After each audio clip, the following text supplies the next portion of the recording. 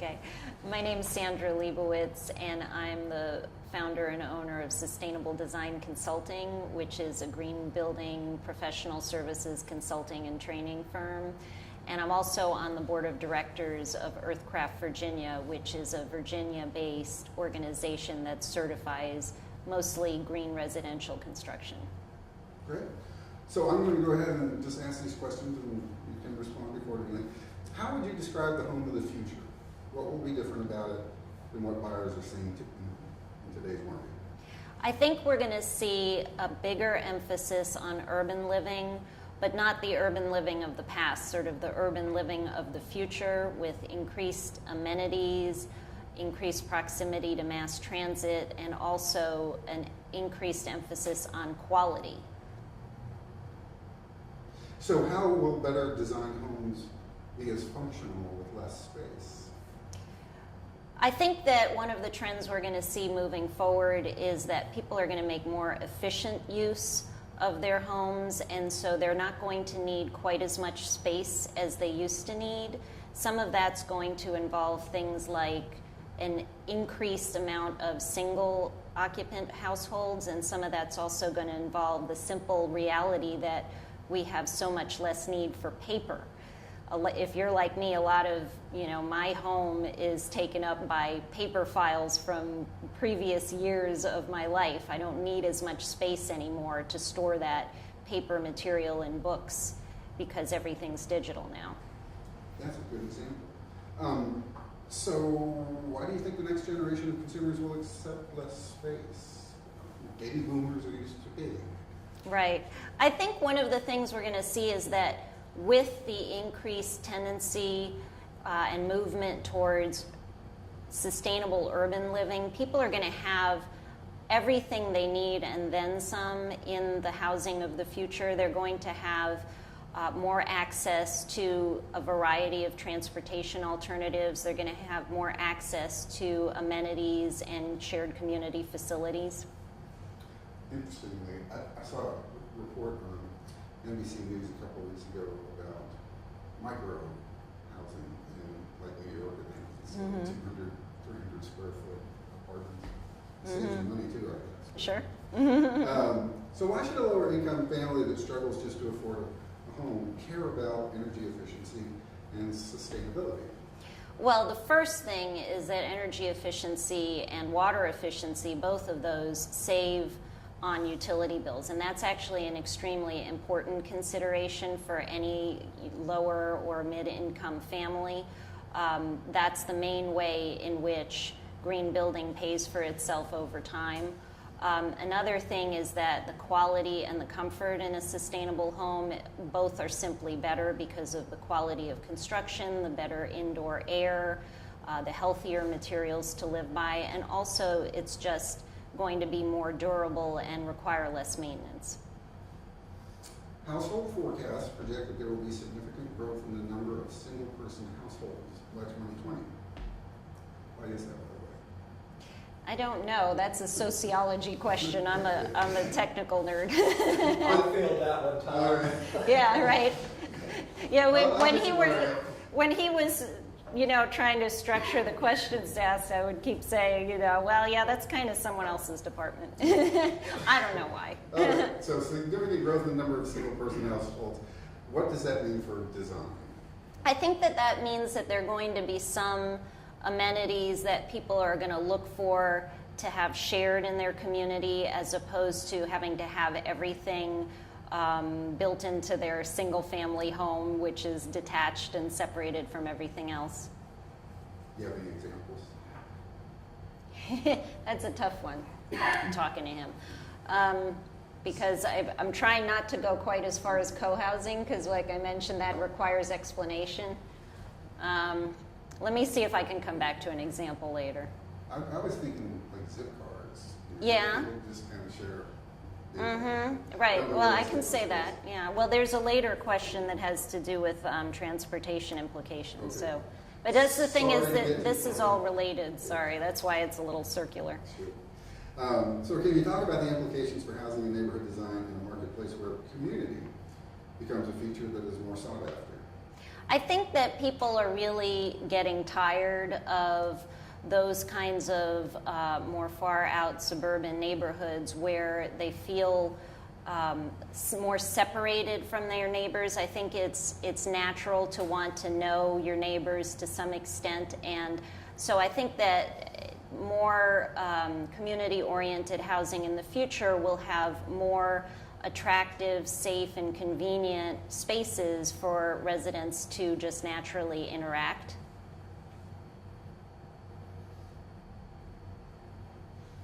Do you think there will be changes in where people live? Are there implications for the cities versus the suburbs? And what does this mean for the types of homes we will be building? I think we're going to see an increase in the sort of more low to mid-rise urban living. Mid-rise urban living in particular is something that's both attractive and human scale while still offering all of the amenities and convenience and affordability of urban living. And a follow-up, what does this mean for how housing will relate to cars and alternate forms of transportation? I think what we're going to see for those communities that are more urban is just an increased number of options for how to get around. That could include presence of Zip cars or Flex cars, which are two companies that offer shared car services similar to a rental, but not exactly like a rental. Some communities even have shared bicycles. For those residents who own bicycles, I think it's going to be more and more important that they have a safe, convenient, and ideally also attractive location to store those bicycles so they're not dragging them up 3 flights of stairs to their dwelling unit. Good point. There have been a lot of advances in third-party certification programs for sustainable homes in the past 10 years. What do you see happening with these efforts in the next 10? What I see is that there are going to be some programs that start to consolidate and start to interrelate with each other. I think the main thing we're going to see is that more and more both professionals and consumers are going to become educated on the value of those systems, how to use those systems, and therefore we're going to see an increase in the number of certifications over time. Some consumers are confused by all the different standards. What's the best way for them to spend their money on sustainability when they're buying a new or rehabilitated house? Well, I think one of the realities is there are so many different standards right now, especially in the residential market, that even the professional community is a little bit confused. So we're going to see some of those standards possibly fall away just because they're not getting the market use that others are. I think we're also going to see some standards that combine together and become more uniform with each other. I think the main thing we're going to see in that regard is that it's going to be more commonplace. You're going to have more of the requirements that are built into some of those standards become adopted by local codes, become very integrated into the builder market. Have you seen those changes already? Are there some examples? Sorry. Yeah, no, you and your examples. I used to be a journalist. Yeah, no, that's good. You're probing. Yeah. Well, I think I can come up with, maybe it'll come out later, okay. Yeah. What are the biggest obstacles that we're facing when it comes to greening housing? What policies or regulations would you change to help with this transition? You know, I think there's still a mindset out there that the best thing to do for affordable housing is to build it as inexpensively as possible, and I think that's just a general mindset shift that needs to take place. I do believe that the message of quality construction and that sustainable building really is quality building is one that's going to get heard louder and louder over time and really become part of the reason that it becomes almost required universally. Well, that's it for these questions. Okay, what I didn't touch on at all is any... We missed one. Yeah. Question, I'm sorry. which was the one about the fourth one down, which starts, what are the advances that you see happening? Right, because we didn't talk technical at all. Yeah. Okay, let's do that. So it seemed to me you could ask that question, and then you're going to talk about some of the things that are making housing more Right. efficient. And then maybe a follow-up could be something like, does this mean that housing will get more expensive? And then you could talk, then I think, Sandra, you can talk Well, that about puts me on the spot, though, yeah, on the spot. If Well, I you say can- it's more expensive, then, yeah. You could say it may be slightly more expensive, but we need. It shifts the thing that cost, yeah. I think would be good to talk about is operating costs Yeah. versus front-end costs. And Mm-hmm. that there are some trade-offs, but that especially for lower-income families, it would be much less expensive to live in the house Right. than it is now. Mm-hmm. Okay. Great. And we can talk about whether you want me to move this back into the same order that you have in the Yes. sheet. What are the advances that you see happening in housing energy efficiency and sustainability over the next decade? I think that energy efficiency is one of the key issues that's going to be characteristic of housing over the next 10 years. Codes have been updated throughout the country, and they're still going to go through further updates over time to continue to require more energy efficient systems, better air sealing, more energy efficient windows and roofs and insulation materials. All of those things are characteristic of, again, quality construction, so I think that's going to be one of the most important transitions. I think also healthy and low-emitting building materials are going to become almost so commonplace that there won't be other options available. I think that that's a real basic expectation that people are beginning to have when they're renting or purchasing a home. And I think there are going to be some interesting advances in sort of smart home technology interrelating with people's ability to control systems remotely or while at home.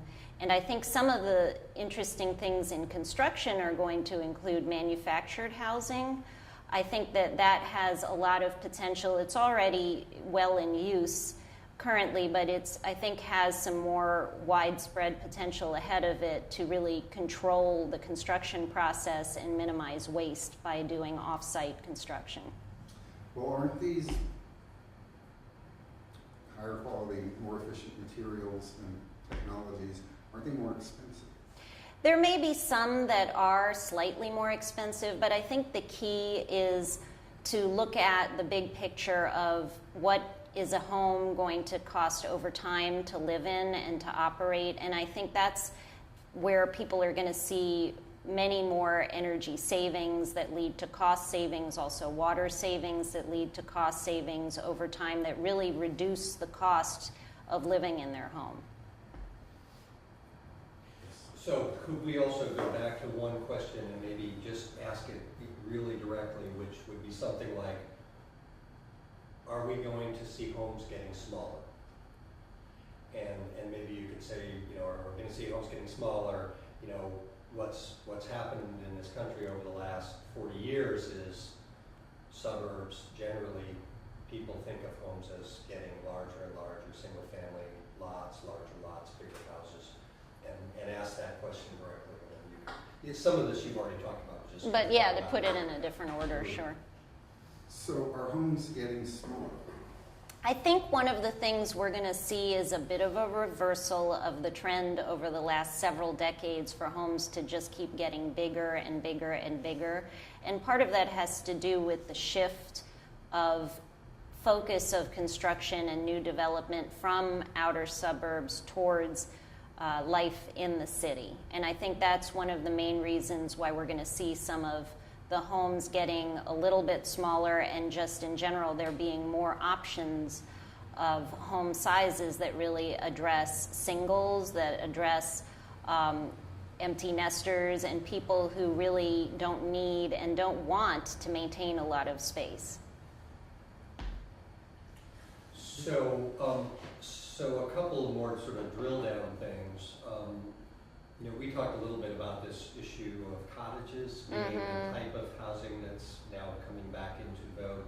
You would ask for some examples, so a question might be. You were talking micro housing, I think was your term, yeah. Yeah. Can you give an example of a type of housing maybe we'll be seeing more of, and you could talk a little bit about that cottage. The cottages, Then the other on the technology, We didn't talk wonder- about appliances. Okay. That's a no-brainer one to throw in somewhere.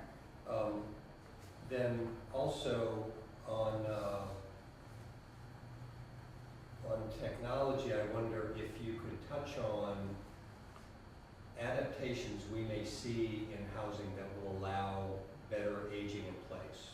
This is not so, it is green, it's really sustainability, it's a way of helping, you know, people to be able to stay in homes, which is really Yeah. what people want to do. Yeah. So, Wow, how do I There is- weave that in, though? That's There is interesting. kind of a trend towards downsizing with baby boomers now that the kids are out of the house and they're off on their own careers and just got too much space in their mansions. Right.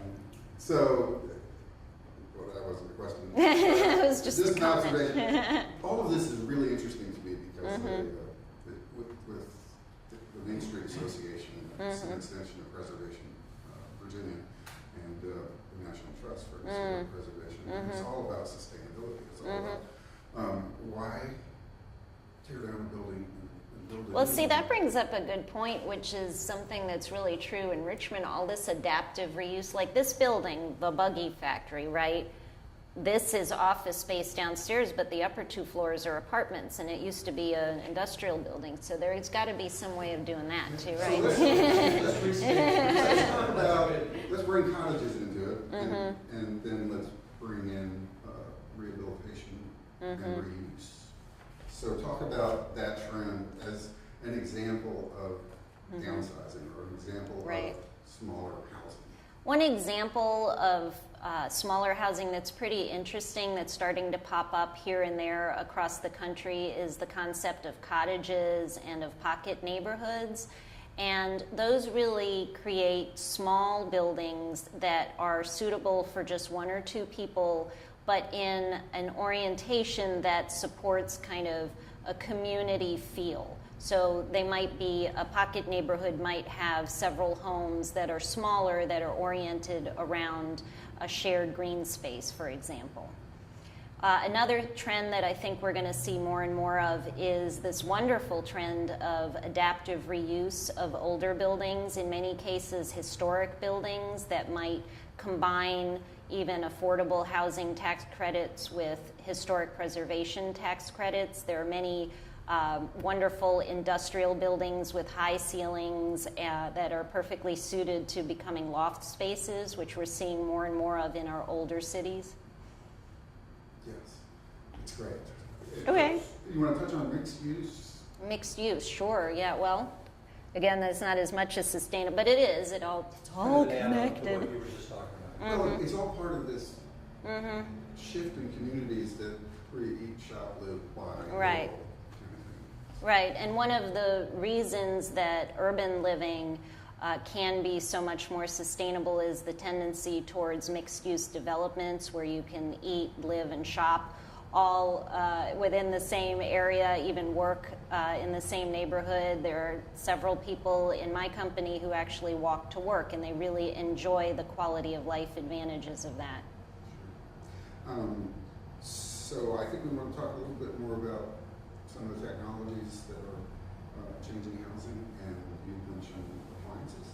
There's some really basic things that every homeowner can do, and every builder and developer, for example, select Energy Star, energy efficient and water efficient appliances for the home. Those save lots and lots of energy and water, and everybody uses them.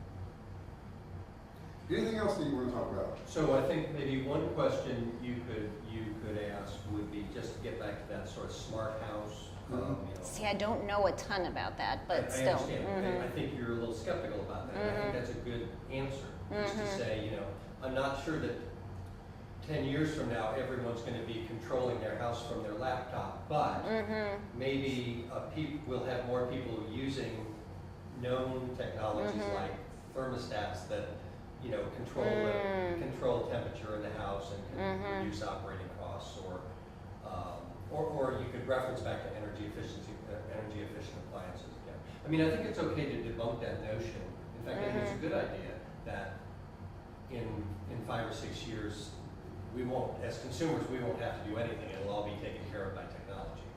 Yeah, some of that's generational, isn't it? Like, I don't have a smartphone, and I'm like the last person on earth who doesn't have a smartphone. That's a great So example. that's a good point. Make that point that it's generational, that younger consumers may well be using technology in terms of house performance at to a much greater level. Yeah. But older consumers may still be using, better forms of current technology. Right. Interesting. So, I think I like how he said it. Why don't you just turn the camera? I have to get them wired up and everything. Or place it right there. But talk about this whole concept of a smart house, and is that something that we're going to see in the near future, where you just don't have to do anything because you carry a computer in your pocket and controls? I think the possibilities for smart homes are really interesting. I think we're seeing some of that right now. I'm not sure how much of it is going to be adopted widespread by folks. I think that some of the use of smart technology can be a generational thing. I think that the younger folks might be more inclined to take advantage of all the features that they can use remotely from their smartphones to control systems at home, whereas other folks might want to instead have more manual control of their systems and or just use better systems and have better control of the systems they already have.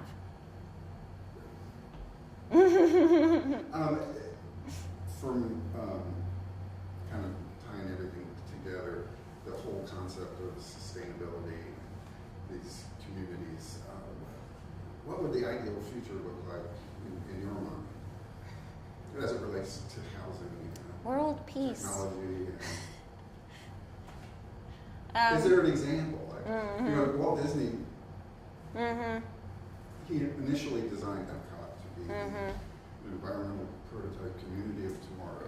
And there was a lot of stuff that he had in his mind that is now gradually coming to be reality. Epcot, after Walt Disney died, became an amusement park, really. Right.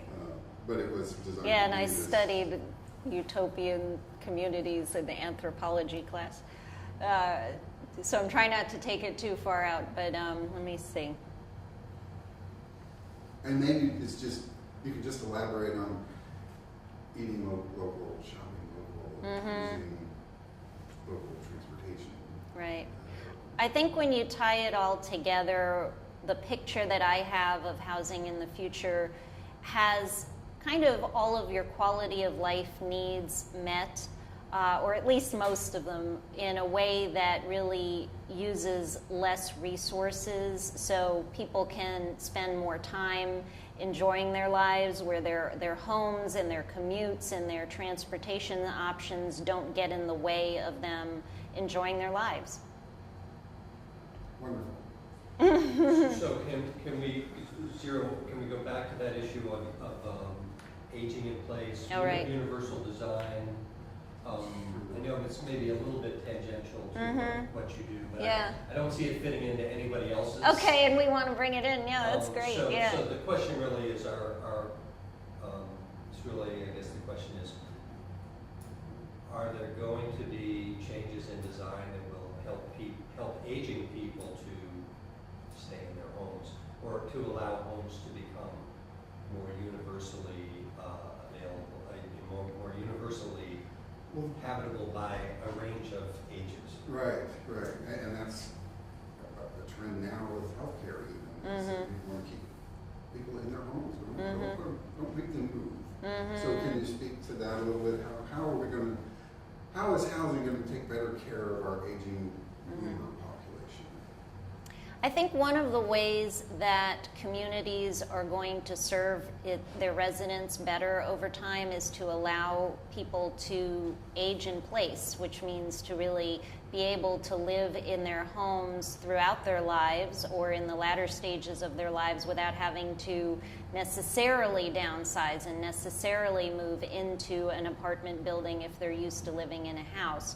And I think architects do know how to design spaces that are what we call universally designed, so that people can add the grab bars in the showers later. There have been guidebooks for those kinds of design elements for many years, and many of those kinds of features are required in most types of multifamily construction. So I think it's more a matter of educating people on how they can stay in place and increasing the number of options for housing where they can stay in place.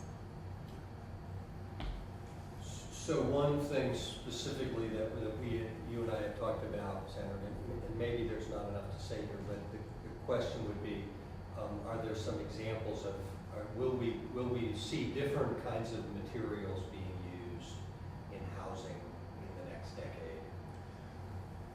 Yes, and I don't know if you want to kind of tie that into some of the improvements in solar power. Yeah, we didn't get into that. There's that whole range. Yeah, that's a whole nother thing. I was thinking more just durability of materials. Well, you're the expert, So, yeah, I mean, you could talk about both of them, just touch on both of those. talk about Right.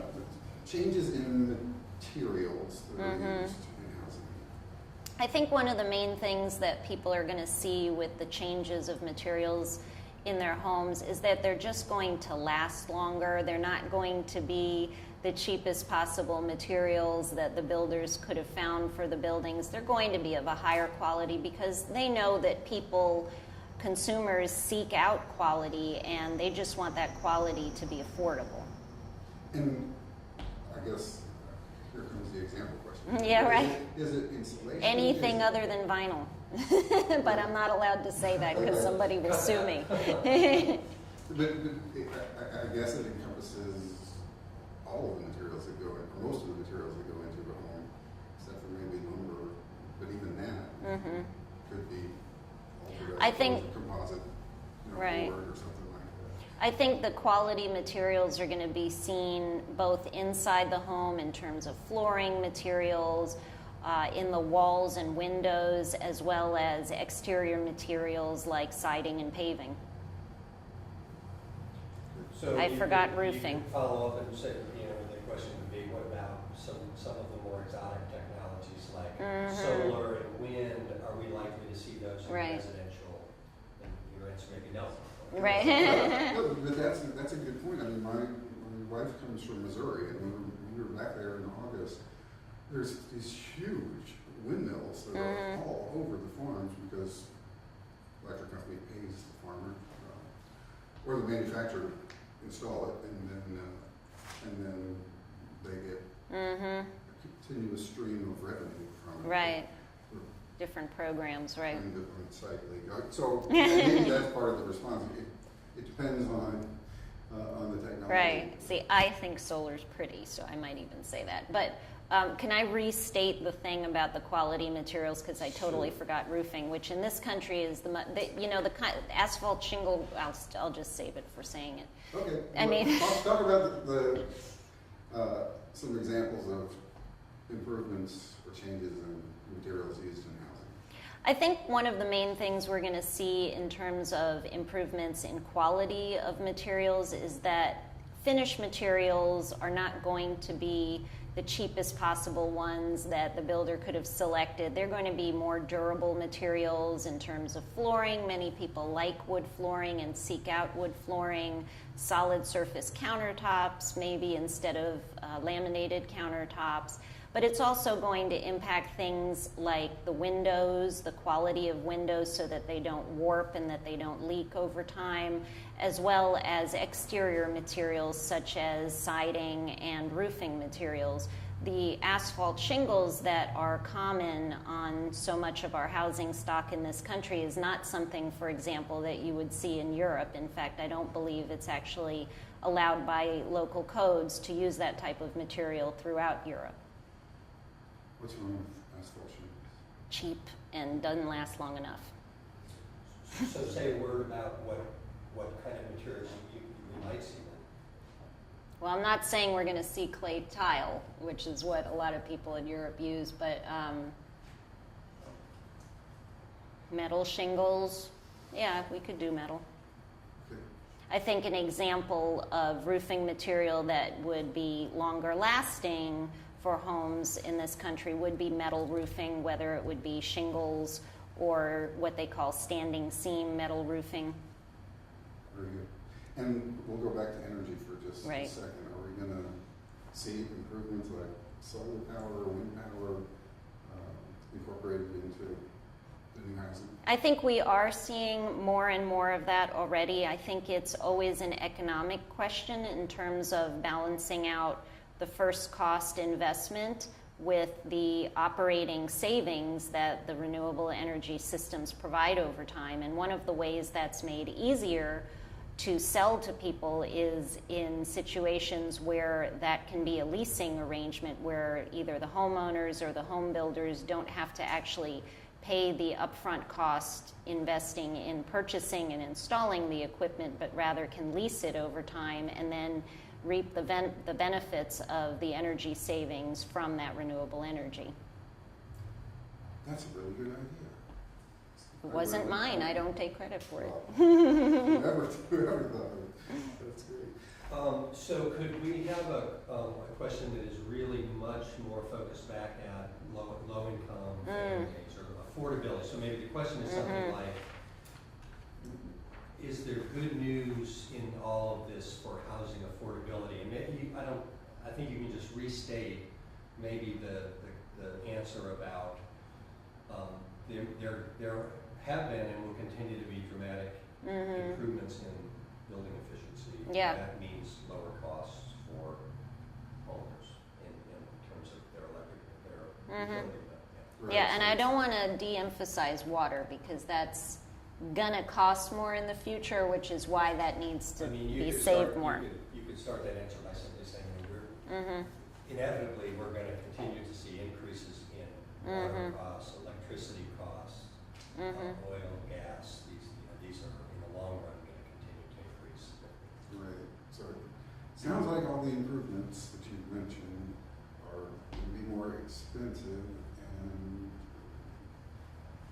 in terms of affordability, is it realistic for a lower to mid-income family to be able to afford this new housing? See, that's what I meant. That's the first one. I think there's really good news in terms of what's going to make housing more affordable over time, because really the biggest costs people are going to see are the increased costs for their utilities. That includes electricity, that includes gas, sometimes oil, but also we're going to inevitably see increases in the cost of water. And a green home, a sustainable home, inherently saves all of those. It conserves energy costs and it also conserves water costs. And so those things are going to be lower bills that low income and moderate income families are going to have to worry about.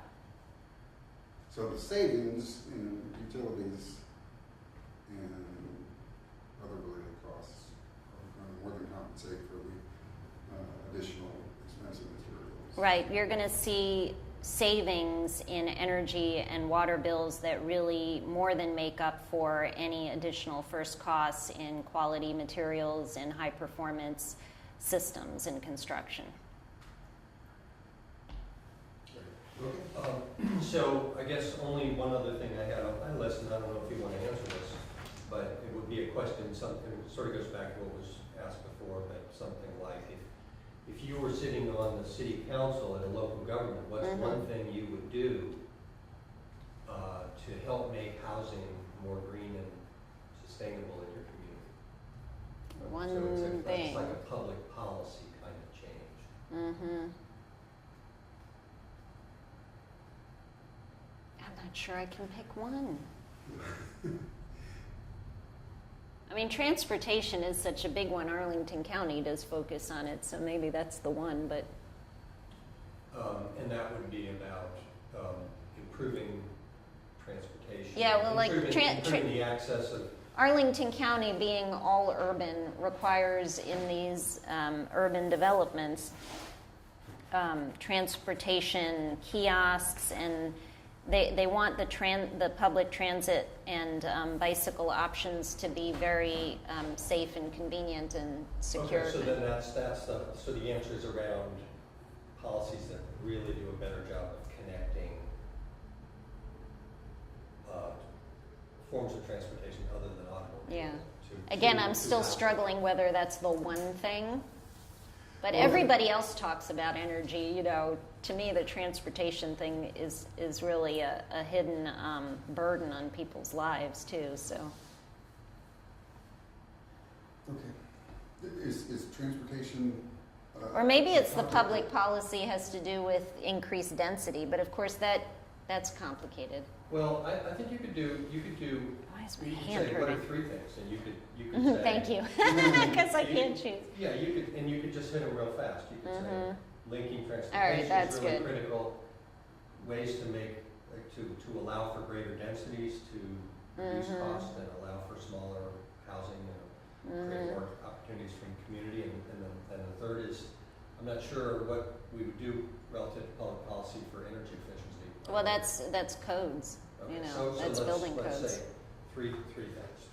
Okay, so 3 things from a policy standpoint that could help bring this about. Let me just straighten up. I feel like I'm all twisted.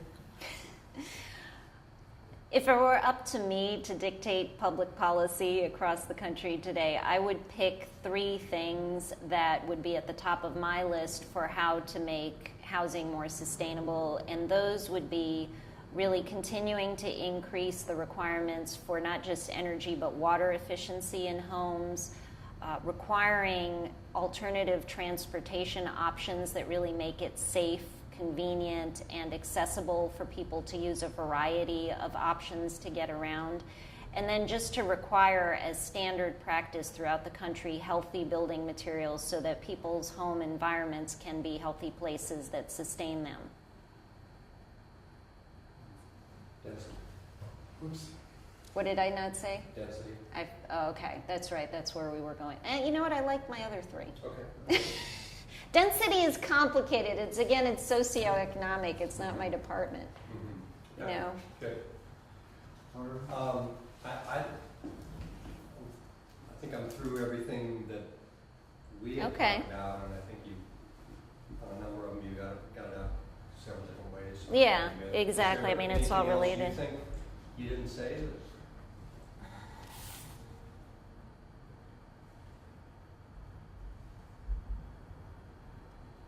I mean, I didn't talk about encouraging carpooling, but that's a transportation option. Lower bills. I think I covered it. I mean, I could talk for hours about green building certifications, but it's almost like without getting into any one in particular, to keep it general, I think I covered that. I mean, it is, the education aspect is important, but I think I covered that.